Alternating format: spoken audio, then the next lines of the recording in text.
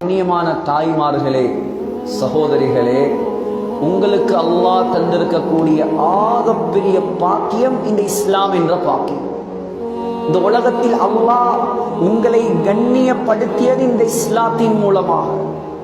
உலகத்தில் அல்லாஹ் உங்களுக்கு கௌரவத்தை தந்தது இந்த இஸ்லாத்தின் மூலமாக. இஸ்லாத்தை விட உங்களுக்கு உயர்ந்த பாக்கியம் வேற எதுவும் கிடையாது. நீங்க மதிக்க வேண்டியது இந்த மார்க்கத்தை தான். நீங்க பின்பற்ற வேண்டியது இந்த மார்க்கம் தான். அது 2025 இருக்கலாம், 2030 இருக்கலாம். உலகம் அழியும் வரைக்கும் பின்பற்றப்படுவதற்கு தகுதியான மார்க்கம் இந்த இஸ்லாமிய மார்க்கம். நீங்க உலகத்துல வாழக்கூடிய காலத்தில் இந்த மார்க்கத்தை சரியாக பின்பற்றினால் நீங்கள் இம்மையிலும் வெற்றி அடையலாம், மறுமையிலும் வெற்றி அடையலாம். மார்க்கத்தை பின்பற்றுவதற்கு நாங்கள் தயாரில்லை, ஹிஜாபுக்கு நாங்கள் தயாரில்லை, முகத்தை மறைப்பதற்கு நாங்கள் தயாரில்லை. நாங்கள் சோசியல் மீடியாவுக்கு அடிமையானவர்கள். இது இப்போது உள்ள ட்ரெண்டிங்.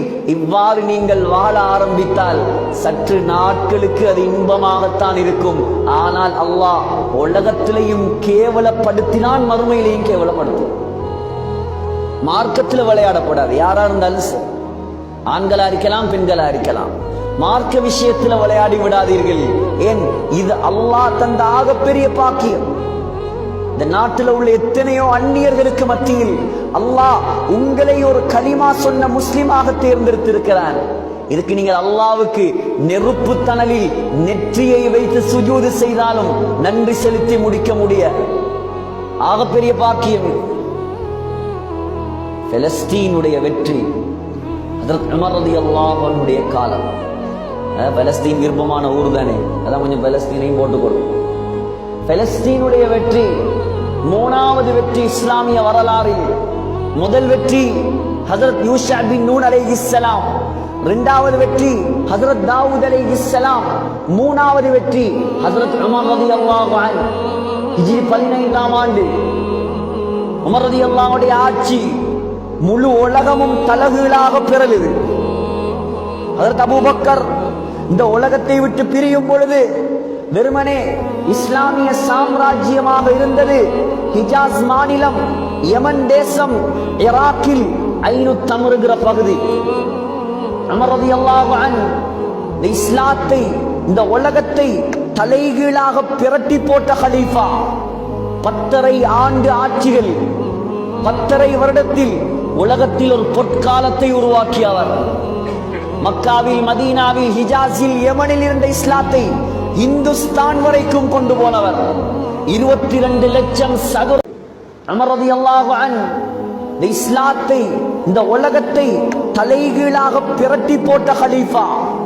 10.5 ஆண்டு ஆட்சிகள், 10.5 வருடத்தில் உலகத்தில் ஒரு பொற்காலத்தை உருவாக்கியவர். மக்காவில், மதீனாவில், ஹிஜாஸில், யமனில் இருந்த இஸ்லாத்தை இந்துஸ்தான் வரைக்கும் கொண்டு போனவர். 22 லட்சம் சதுர மைல் கிலோமீட்டர் இஸ்லாமிய சாம்ராஜ்யத்தை உருவாக்கியவர். அவருடைய காலத்தில் முழு உலக வெற்றிகள் நடந்தது.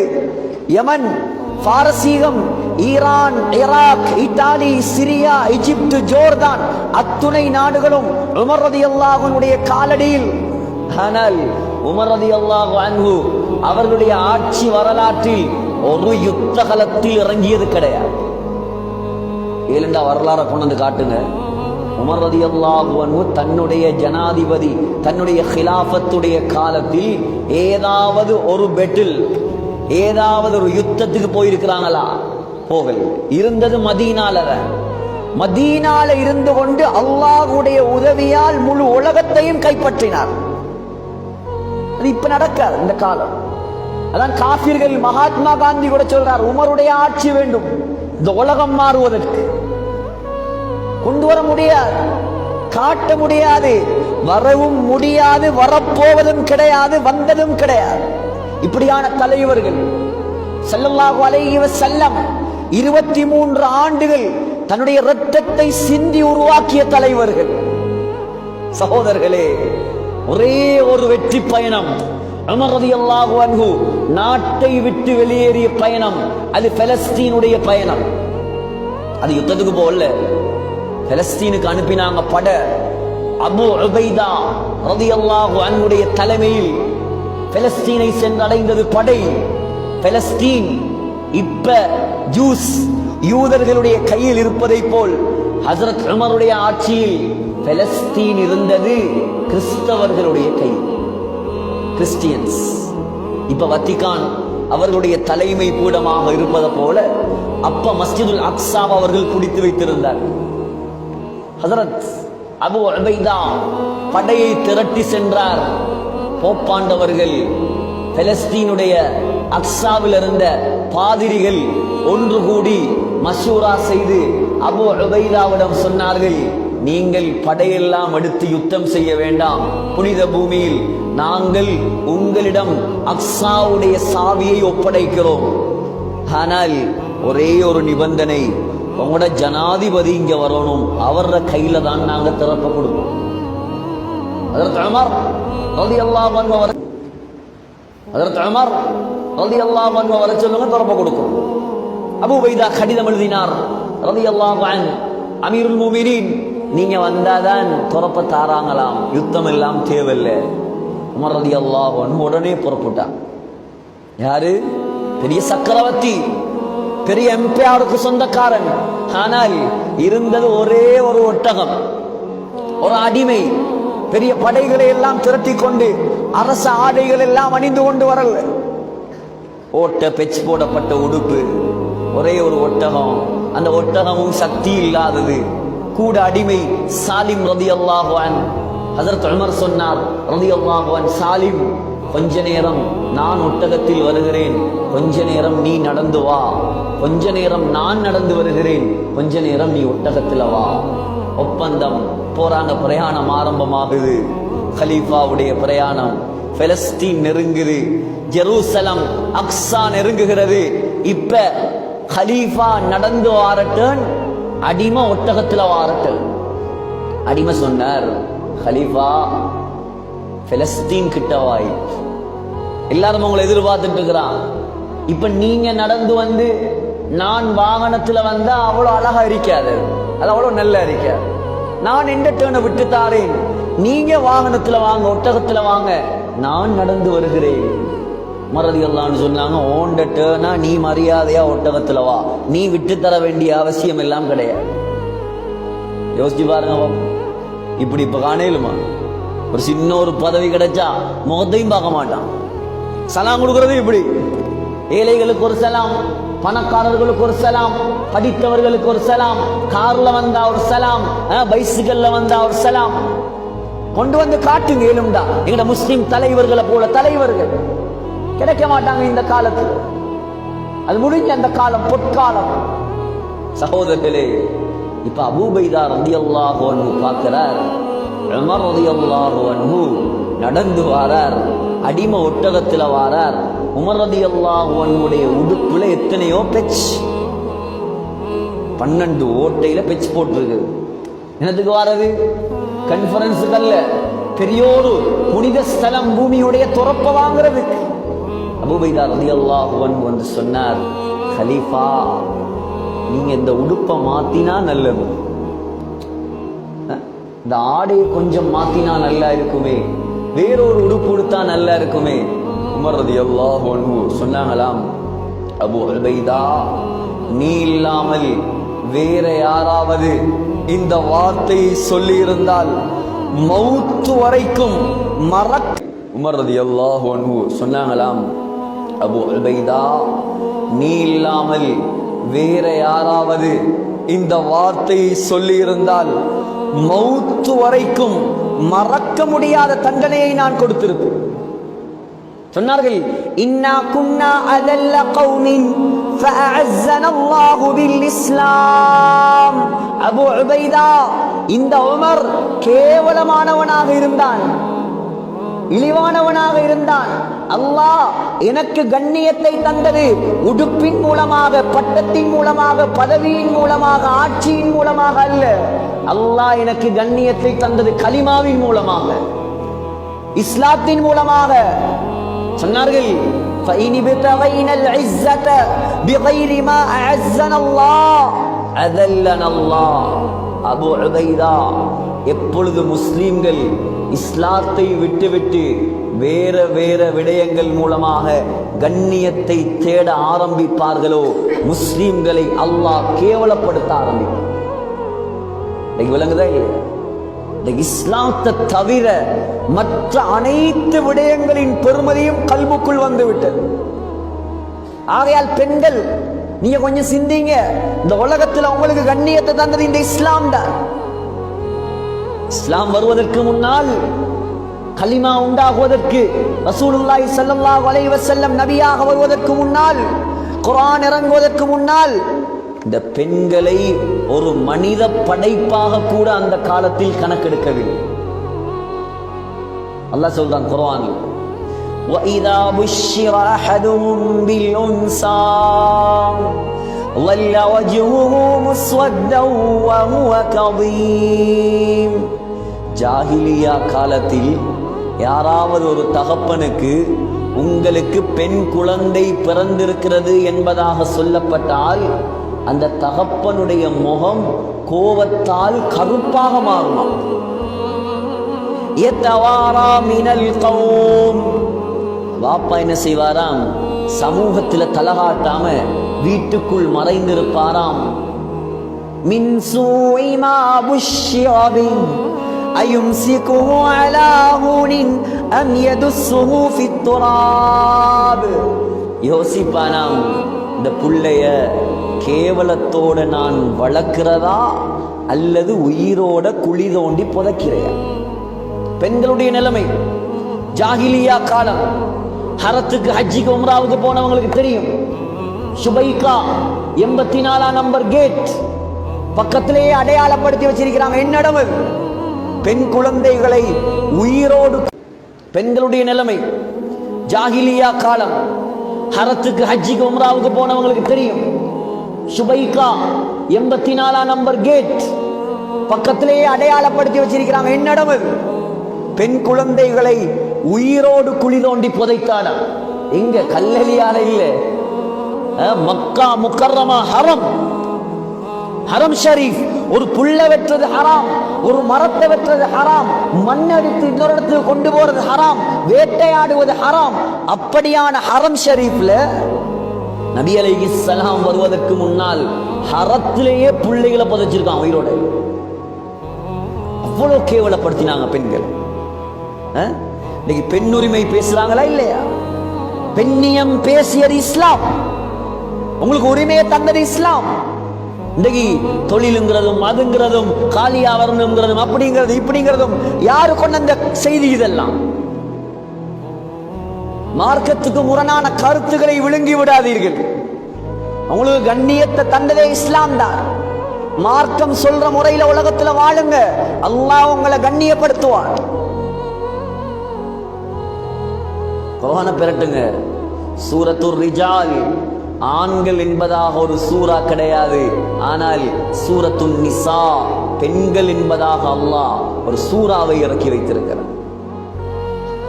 ஹஜ்ரத் ஈசா அலைஹிஸ்ஸலாம் உருவாக்கியது யார்? இந்த உலகத்தில் பிறந்த ஆகப்பெரிய அற்புதமான படைப்பு. ஹஜ்ரத் மூசா அலைஹிஸ்ஸலாம் வளர்த்தது யார்? குர்ஆன்ல 183 இடங்களில் ஹஜ்ரத் மூசா அலைஹிஸ்ஸலாத்துடைய பெயர். யார் வளர்த்தது? யார் வளர்த்தது? ஃபிரௌனுடைய மனைவி. ஃபிரௌனுடைய மனைவி முழு உலக பெண்களுக்கு முன்மாதிரி. ஆசியா பின்த் முஸாஹிம். யார் ஆசியா? செய்தது என்ன? ஏன் ஆசியாவுடைய பெயர்? 2000 வருடங்களுக்கு முன்னால், 3000 வருடங்களுக்கு முன்னால் வாழ்ந்த அந்த ஆசியாவுடைய நாமம் இன்று வரைக்கும் முழு உலக முஸ்லிம்களாலும் போற்றி புகழப்படுவதற்கு காரணம் என்ன? எதுவும் இல்லை பெண்களே, தீனுக்காக செய்த தியாகம், இஸ்லாத்துக்காக செய்த தியாகம். ஆசியாவிடம் பவுன் கணக்கில் தங்கம் இருந்ததால் ஆசியாவுடைய பெயர் நிலைக்கவில்லை. ஆசியா அரசனுடைய மனைவியாக இருந்ததால் ஆசியாவுடைய பெயர் நிலைக்கவில்லை. ஆசியா எகிப்து நாட்டு பட்டத்து மகாராணியாக இருந்ததால் ஆசியாவுடைய பெயர் நிலைக்கவில்லை.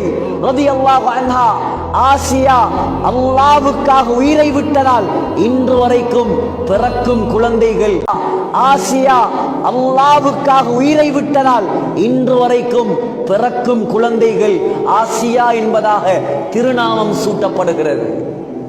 என்ன செய்தார்? கொடுங்கோலனுடைய மனைவி, எகிப்து நாட்டின் சர்வாதிகாரியின் மனைவி. நினைத்திருந்தால் தங்க கட்டிலில் படுத்திருக்கலாம். நினைத்திருந்தால் பட்டத்து மகாராணியாக சொகுசு வாழ்க்கை வாழ்ந்திருக்கலாம். ஆசியா செய்த ஒரே தவறு என்ன தவறு? அல்லாஹ்வை கடவுளாக ஏற்றது, அல்லாஹ்வை தெய்வமாக வணங்கியது, வேறெதுவும் செய்யவில்லை. அதுக்கு கிடைத்த தண்டனை தான் கொலை. அதுக்கு கிடைத்த தண்டனை. ஃபிரௌன் யார்?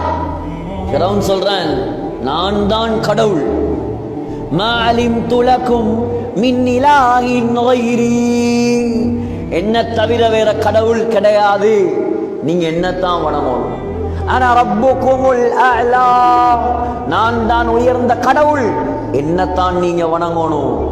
ஃபிரௌன் இப்படி சொல்லிக் கொண்டிருக்கும் பொழுது ஆசியா அலைஹிஸ்ஸலாமுடைய கல்வை அல்லாஹ் திறந்தான்.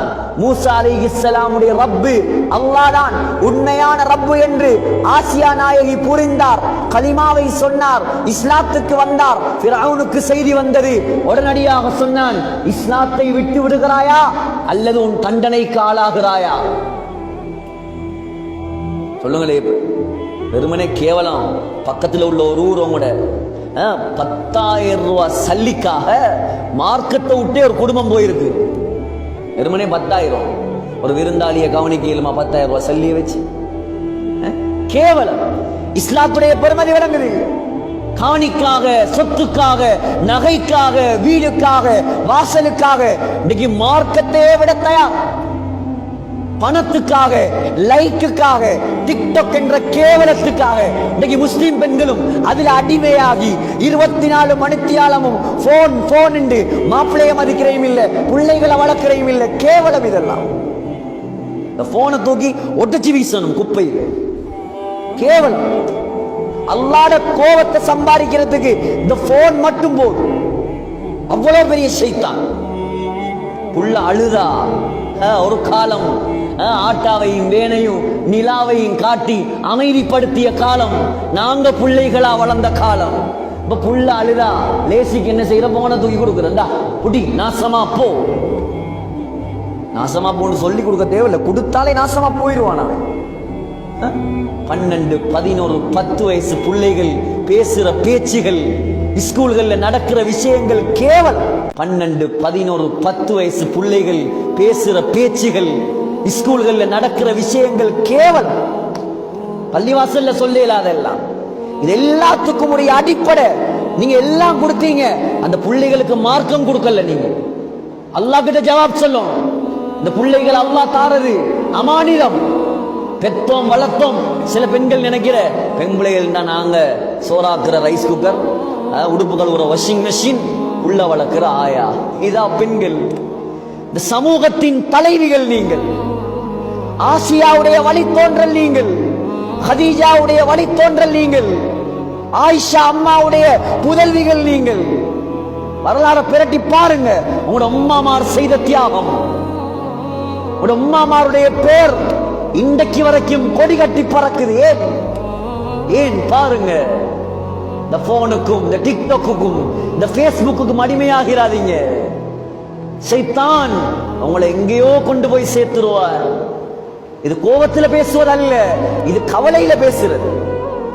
நினைக்கலாம், என்னடா இப்படி பேசுறார், வித்தியாசமா பேசுறார். இது வித்தியாசம் அல்ல. முழு உலகமும் முழு இலங்கையும் பாதிக்கப்பட்டு சீரழி இருந்த போனால. அல்லாஹ் காப்பாற்றும். கவலையான விஷயம். ஒரு காலம் மகரிபுடைய நேரமானா குர்ஆன் ஓதுற சட்டம். இப்ப மகரிபுடைய நேரமானா பொண்டாட்டி மாப்பிள்ளையும் விளங்குது இல்ல, பிள்ளையும் விளங்குது இல்ல, சினிமா சீரியல்ல போய் உட்கார்ந்தாச்சு. நான் அங்கேயே சொன்னேன், உங்களோட சினிமாவால தான் எங்களோட ஸ்ரீலங்கா நாசமா போயிருக்கு. உங்களோட சினிமா, உங்களோட சீரியல், உங்களோட நாடகம், இதுகளை பார்த்து பார்த்து எங்களோட ஸ்ரீலங்காவும் கெட்டு போயிருச்சு. பாக்குற அதுல அவன் என்ன காட்டுறான்? ஆயிஷா நாயகிட வரலாறையும் ரசூலுல்லாஹ் வரலாறையுமா காட்டுறான். முழுக்க முழுக்க மாமியாவை எப்படி கொள்ளலாம், மருமகளை எப்படி வீட்டை விட்டு விரட்டலாம், கணவன் தெரிந்து எப்படி சல்லிய பறிக்கலாம், அதை பார்த்து பார்த்து இவன் இங்க வாழ பார்க்கிற. கேவலம் இதெல்லாம், கேவலம். ஆசியா அம்மா ரலியல்லாஹு அன்ஹா நினைத்திருந்தால் உங்களை விட சிறப்பாக வாழ்ந்திருக்கலாம். சொன்னார், நீ என்ன தண்டனை தந்தாலும் இஸ்லாத்தை விடுவதற்கு நான் தயாரில்லை. ஃபிரௌன் என்ன செய்தான்? இதற்கு மேல் இவளை விடக்கூடாது, தண்டனை கொடுக்கலாம். என்ன தண்டனை? وَفِرْعَوْنَ ذِي الْأَوْتَادِ الَّذِينَ طَغَوْا فِي الْبِلَادِ. 4 கம்பெடுத்தான். 4 கம்பெடுத்து 4 கம்ப நாட்டி ஆசியா நாயகியுடைய ஆடைகளை எல்லாம் களைந்து 2 கையையும் 2 கம்புல 2 காலையும் 2 கம்புல கட்டி வெயில காய வைத்தான். சொன்னான், ஒன்று மரியாதையா நீ இஸ்லாத்தை விடணும், இல்லண்டா இப்படியே கிடந்து செத்து போகும்.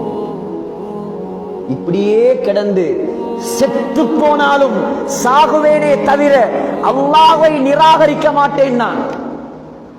அப்படியா? உங்க தலையில நான் கல்ல போட்டு கொலை செய்வேன், கல்ல தூக்கி போட்டு கொள்ளுவேன். உன்னை என்னத்தை தூக்கி போட்டு கொண்டாலும் நான் மார்க்கத்தை விட மாட்டேன். எவ்வளவு பெரிய தியாகி! அல்லாஹ் சொல்றான், وَضَرَبَ اللَّهُ مَثَلًا لِلَّذِينَ آمَنُوا امْرَأَتَ فِرْعَوْنَ. கியாமத் நாள் வரைக்கும் வரக்கூடிய முஃமினான பெண்களுக்கு உதாரணம் ஃபிரௌனுடைய மனைவி. உடனே கையேந்தின அல்லாஹ் கிட்ட, யா அல்லாஹ், நினைச்சிருந்தா நான் மகாராணியா வாழ்ந்திருக்கலாம், நினைத்திருந்தால் தங்க கட்டில படுத்திருக்கலாம். ஆனால் உன்னை ரப்பாக ஏற்ற ஒரே ஒரு காரணத்துக்காக எனக்கு இந்த நிலைமை. எனக்கு நீ தர வேண்டிய சன்மானம் என்ன தெரியுமா? புத்திசாலி ஆசியா கேட்டார், ரப்பி இப்னி லீ இன்தக பைத்தன் ஃபில் ஜன்னah. யா அல்லாஹ், சுவர்க்கத்தில் ஒரு மாளிகை, அதுவும் சும்மா மாளிகை அல்ல, உனக்கு பக்கத்துல வேணும் அந்த மாளிகை. முதலாவது துவா. 2வது துவா, இந்த ஃபிரௌன் இந்த தலையில கல்ல போட்டு கொள்ள போறான், இவன் ஃபித்னா விட்டு என்ன நீ காப்பாத்து. ஒன்னு அந்த கல்ல தூக்கி போட்டாங்க. கல்லு தலையில் வந்து விழுவதற்கு முன்னால் அல்லாஹ் சுவர்க்கத்தில் பிரம்மாண்டமான ஒரு மாளிகையை உடனடியாக கட்டி ஆசியா நாயகியுடைய கண்ணுக்கு முன்னால் கொண்டு வந்து காட்டினான். பாரு, சந்தோஷப்படு. நீ எனக்காக செய்த தியாகம், நீ கேட்டதை நான் தர மாட்டேனா? அல்லாஹ் தருவான். நீங்க அல்லாஹ்வுக்காக வாழுங்க. உலகத்தில் அல்லாஹ்வுடைய மார்க்கத்தை ஆயாத்தாக்குங்க. வீண்ல விளையாட்டுல காலத்தை நாசமாக்கிறாதீங்க. சமூகத்தை கட்டமைப்பவர்கள் நீங்கள் தான். இந்த சமூகத்துடைய ஆணி வேர் நீங்கள் தான். இந்த சமூகத்தை உருவாக்க வேண்டியவர்கள் நீங்கள் தான். மாப்பிளமார் 24 மணி நேரம் வீட்டுல இருக்க மாட்டார். அவர் தொழிலுக்கு போவார், அவர் கடைக்கு போவார், அவர் விழாவுக்கு போவார், அவர் ஜமாத்துல போவார், அவர் வெளிநாட்டுல போவார். 24 மணித்தியாலமும் ஒரு குழந்தை பார்த்து வளருவது தன்னுடைய தாயைத்தான். அப்ப யாரு முன்மாதிரியா இருக்கணும்? உம்மாமார் முன்மாதிரியா இருக்கும், தாய்மார் முன்மாதிரியா இருக்கும். நீங்க குர்ஆன் எடுத்து ஓதினாதான் உங்களோட புள்ள குர்ஆன் ஓதும். நீ மகரிபானத்தோட டிவிக்கு முன்னால உட்கார்ந்தா அது போனை தூக்கிட்டு போய் பேஸ்புக் பார்த்துட்டு இருக்கும். இது ரியாலிட்டி. இதான் ரியாலிட்டி, இதான் உண்மை. இது நடக்குது, நாங்க பாக்குறோம் கண்ணுக்கு முன்னால. எங்கேயாவது வீட்டுக்கு போனா அந்த புள்ளோட கையில பெரிய செங்கல் மாறி போன வச்சு பார்த்துட்டு இருக்கு. அது என்ன பாக்குது, ஏது பாக்குது, அதை பத்தி உமாக்கும் கவலை இல்ல, வாப்பாக்கும் கவலை இல்ல. அது எங்கேயோ போகுது. அல்லாஹ் காப்பாற்றும். ஒரு நியூ மாடல் போன் வந்தா முதலாவது அந்த பிள்ளையில கைவரி. கேவலம் சகோதரர்களே. ஆகையால் மாறணும். நாங்க ஆசியாவை போல மாறணும். யார் ஆசியா ரலியல்லாஹு அன்ஹா? உலகத்துல ஆக கெட்டவனுடைய மனைவி. நான் கேட்கிறேன், ஃபிரௌனை விட கெட்டவன் யாராவது இருக்கானா? உங்க யாருக்காவது ஃபிரௌனை போல மாப்பிளமார் கிடைச்சிருக்கா? கிடைக்குமா? உலகத்துல கிடைக்கா? ஃபிரௌனோட வாழ்ந்தவள் சொர்க்கவாதி. நாம ஏன் சொர்க்கவாதியா மாறையில? நாங்க ஏன் சொர்க்கத்தை தயாரிக்கல? நாங்க ஏன் சொர்க்கத்துக்கு முயற்சி செய்யலாம்? நாங்க ஏன் எங்கட பிள்ளைகளை ஒழுங்கா வளர்க்கலாம்? சகோதரிகளே, அது மாத்திரமா? அல்லாஹ் கொடுத்த சன்மானம் ஹாக்கிம்ல வருகிறது. கியாமத்துடைய நாளையில் சுவர்க்கத்தில் அல்லாஹ் உலகத்தில் ஆக கெட்டவனோடு வாழ்ந்த ஆசியாவை உலகத்தில் ஆக நல்லவர் முஹம்மது ஸல்லல்லாஹு அலைஹி வஸல்லமுக்கு நிக்கா செய்து வைப்பான். உலகத்துல வாழ்ந்தது ஆக கெட்டவனோடு, சுவர்க்கத்துல வாழ போறது ஆக நல்லவரோடு, எங்கட கண்மணியோடு, சர்தாரே ஆலமோடு, தாஜுல் மதீனாவோடு. ஏன்? உலகத்தில் அல்லாஹ்வுக்காக உயிரை கொடுத்தார். இமாமுனா ஷாஃபிஈ பிறந்தது பலஸ்தீன்ல, கஸ்ஸால பிறந்தார். அனாதையா பிறந்தார். ஸல்லல்லாஹு அலைஹி வஸல்லமுடைய பரம்பரையில பிறந்தவர். குறைஷி குலம், கஸ்ஸால பிறந்தார். அனாதை தாய், இளம் வயது குமரி. நினைத்திருந்தால் வேற திருமணம் முடித்து வாழ்ந்திருக்கலாம். ஆனால் தாய் நினைத்தார், இது குறைஷி குலத்தில் அல்லாஹ் எனக்கு தந்த ஒரு முத்து, இந்த குழந்தையை நான் அல்லாஹ்ட மார்க்கத்துக்காக நான் பாவிக்கும். நீயத்து இருக்குதா யாருக்கா? ஆம்பளை புள்ளைய கண்டத்தோடையே, இதுவும் கிழக்கு மாகாண மாதிரி தான் இந்த ஊர்கள், கண்டத்தோடே டாக்டர் ஆக்கணும், இன்ஜினியர் ஆக்கணும், அப்படி ஆக்கணும், இப்படி ஆக்கணும், பணக்காரன் ஆக்கணும். அதான் நீங்க ஏதாவது ஆக்குங்க, நாங்க வாகனான்னு சொல்லல. நீங்க பைலட் ஆக்குங்க, கேப்டன் ஆக்குங்க, டெர்மடாலஜிஸ்ட் ஆக்குங்க, இல்லாட்டி யூரோலஜிஸ்ட் ஆக்குங்க, என்னையாவது ஆக்குங்க. அல்ஹம்துலில்லாஹ், தேவைதான். இஸ்லாமிய சமூகத்துக்கு தேவை, பெண்கள் வியோஜி தேவை, நாங்க வானான்னு சொல்லல. ஆனா மார்க்கத்தை இழந்து நீங்க கொடுக்காது.